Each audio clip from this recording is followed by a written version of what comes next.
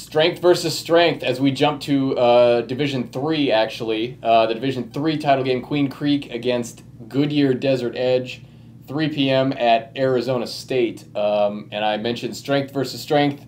Desert Edge's offense, high-flying, spread you out, score a lot of points. They got a ton of size and skill and speed, and a bunch of options within that offense. This isn't one or two guys. This is 3 and 4 and 5 guys who can burn you against a Queen Creek defense that's been stifling all year.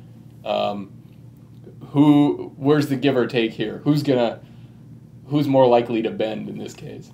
Well, I think, on a consistent basis, I think Queen Creek's secondary is really good, and they're going to win that battle where if it's short passes, they're just so disciplined and they know where to be. I think they're going to do a good job, but the question is, Desert Edge really has two outstanding wide receivers in Elijah Marks and Ismail Murphy Richardson, and there's going to be plays where they're going to throw it up, and those guys are going to make plays, and if they catch a couple long bombs or something, and Queen Creek might just be out-jumped, and nothing you can do about that. You can be in position, but if those guys have more talent and can get higher and catch that ball, that's where they might get in trouble. So I think Queen Creek can be where they're supposed to be, but the question is, can the Desert Edge guys make plays because they might have the superior, height and athleticism on the outside. If you're Joe Germain at Queen Creek, do you deviate at all on offense from what you've done all year because of Desert Edge's athleticism in there? Do you try to play keep away? No, I don't think so. I think they're gonna run the ball. They always have with Matt Guida back there. He's been probably the most impressive running back in the East Valley this year, and last week he had another big game in the semifinal win. So they're going to want to run, and then that's going to set up their pass. But yeah, I don't think they're extremely afraid of the Desert Edge offense. I think it's good, and they're probably they have the most weapons that Queen Creek has seen.